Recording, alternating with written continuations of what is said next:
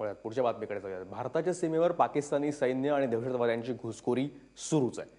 पाकिस्तान सैन्याकडून सुरू असलेल्या गोळीबाराला भारतीय जवानही चोख उत्तर देत आहेत। मात्र आता भारतीय गुप्तचर विभागासमोर सोशल मीडियाचं एक आव्हान उभं राहिलंय आणि हे आव्हान आहे ते सायबर आर्मीच्या माध्यमातून पाकिस्तानच्या ट्विटर डंपचं। आता काय आहे हे सगळं ट्विटर डंप प्रकरण पाहूया स्पेशल रिपोर्ट।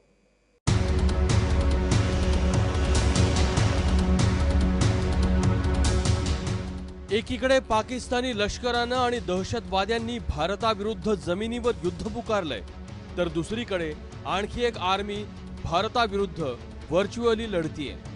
तिचं नाव आहे पाकिस्तानी सायबर आर्मी। एखादी घटना भारतात घडली की भारताविरोधात, व्यवस्थेविरोधात या आर्मीद्वारे 100-150 ट्विट टाकले जातात। त्याला म्हणतात ट्विटर डंप। आणि हेच डंप माझाच्या हाती लागले। मग वेगवेगळ्या ठिकाणी पाकिस्तान सायबर आर्मीचे एजंट्स जे बसलेले असतात ते आपलं काम सुरू करतात। त्यांना कुठलेच ट्वीट्स बनवायचे नसतात, फक्त डंपमधनं उचलून ते टाकायचे असतात। त्याबरोबर काय करायचे याच्या पद्धतशीर सूचना सुद्धा या डंपमध्येच दिलेल्या असतात। बघूया या सूचना कशा असतात।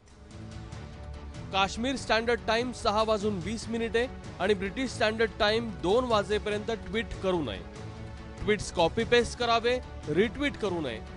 रिट्विट केल्यास #ट्रेंड होणार नाही। इतर ट्विट्समध्ये #काश्मीर किलिंग्स हे नक्की लिहावे आणि 5 मिनिटाच्या आत 2 ट्विट्स टाकू नये। आणि याच सूचनानंतर सुरू होतो द्वेषाचा खेळ। या आर्मीत काम करणारे हे काश्मीर किंवा इंग्लंडमध्ये असल्यानं त्यांना वेळाही ठरवून देण्यात आल्या आहेत। अशा प्रभावशाली आंतरराष्ट्रीय संघटना किंवा व्यक्तींना जर का टॅग केलं तर ट्विट हे जास्तीत जास्त लोकांपर्यंत पोहोचण्यास मदत होते। याचा सुद्धा पुरेपूर वापर पाकिस्तान सायबर आर्मी करत आहे। या ट्विटर आर्मीचा तपास आता भारतीय गुप्तचर खात्यानं सुरू केलाय, पण त्यासाठी ते ट्विटरवर अवलंबून राहू शकत नाहीत, कारण त्यासाठी किमान 3 वर्षांचा कालावधी लागेल। यातले काही ट्विटर अकाउंट्स तर रोबोटिक आहेत। जेव्हा पाकिस्तान सायबर आर्मीची मंडळी हे ट्विट्स डंपवरून उचलतात आणि त्यांना पुढे करतात, त्यावेळेला खऱ्या लोकांनी हे ट्विट्स वेगवेगळ्या ठिकाणहून केला असा आभास निर्माण होतो आणि तपास केला तर असंच काहीतरी लक्षात येतं।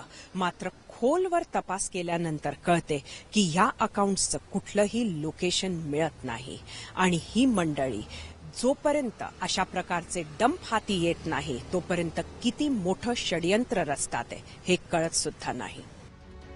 धक्कादायक गोष्ट ही की या पाकिस्तानी सायबर आर्मीमध्ये भारतातलेही काही जण सामील असण्याची शक्यता आहे। त्यामुळे खऱ्या खुऱ्या रणांगणात लढणाऱ्या आपल्या आर्मीला आता आभासी जगातल्या पाकिस्तानच्या आर्मीशीही लढावं लागणार आहे। सरिता कौशिकसह ब्युरो रिपोर्ट, ABP माझा, नागपूर।